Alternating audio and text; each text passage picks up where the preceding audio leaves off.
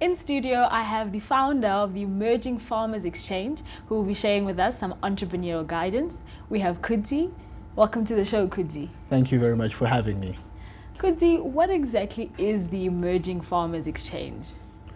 Emerging Farmers Exchange is basically an online platform for connecting buyers of agricultural produce with your emerging farmers that do not have access to market at this stage.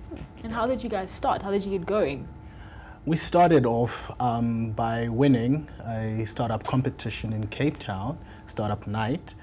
And essentially the idea at the time was for a crop insurance product aimed at emerging farmers.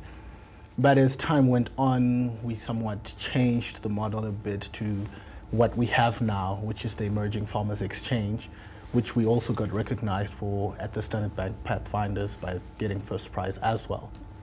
And the Pathfinders Challenge is more of an incubation, am I correct? Yes. And with incubation, what are the pros and cons for startup companies?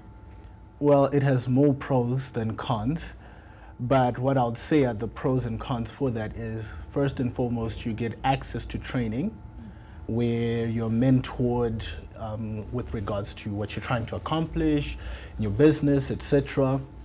You also get access to market in that you find that, for example, a lot of entrepreneurs have great ideas, great innovations, and great products, but what they do not have for the most part is access to market. Who do I sell to? How much is this worth, etc. Which is where most businesses or startup ventures can actually, fail. So that's the other advantage of incubation. You get access to market. The other one, once everything is in place, and should you need or should you require it, you can also get access to funding. So those are basically what I would say are the three main advantages of incubation. And can anyone approach an incubator, or do you have to be a big established entrepreneurship company? Well, anyone can actually approach an incubator. It's all about finding the right incubator which matches what you're actually doing.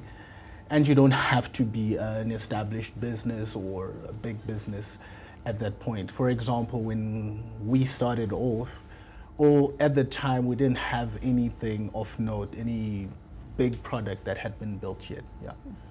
And for the person who wants to start out in, say, a sector that you're in, but they don't have access to incubation spaces or pathfinders, how would you suggest that they get going? Well, the best way to get going for someone that may not have access to those resources initially is just to find a problem and address it as best as you know how.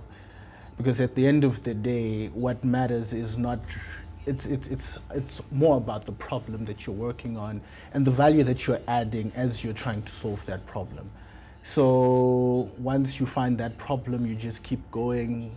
You may get to a stage where you probably won't need that incubation support. Yeah. And you, at these incubation spaces, I'm sure you have to pitch yourself, sell yourself, and they obviously work on what you have. What tips can you give for somebody who now needs to present this idea that they have? Practice, practice, practice. Because once you get to practice selling your idea and to selling your concept or what you're involved in, that's how you get the buy-in of potential partners, your customers, investors, the whole works. So it's all about knowing your story inside and out, knowing your business, knowing what you're doing, knowing the problem that you're trying to solve. And the more you practice presenting it and talking about it, the better you get at it. Yeah. And does that mean you have to be a good speaker, or is there other elements that you can put in with that? Well, being a good speaker is an advantage, which is why you'd probably want to work in a team where if speaking is not really your forte, you can then have someone within the team who's good at speaking or communicating ideas effectively. So at the end of the day, it's about getting that right balance and match going on. Oh, thank you so much, Kudzai. Definitely in my own space, in my own entrepreneurial space, I won't give up when the challenges come. So thank you so much for your advice and your encouragement. Thank you, my pleasure. That's all from me, Puno, right here on The Big Interview.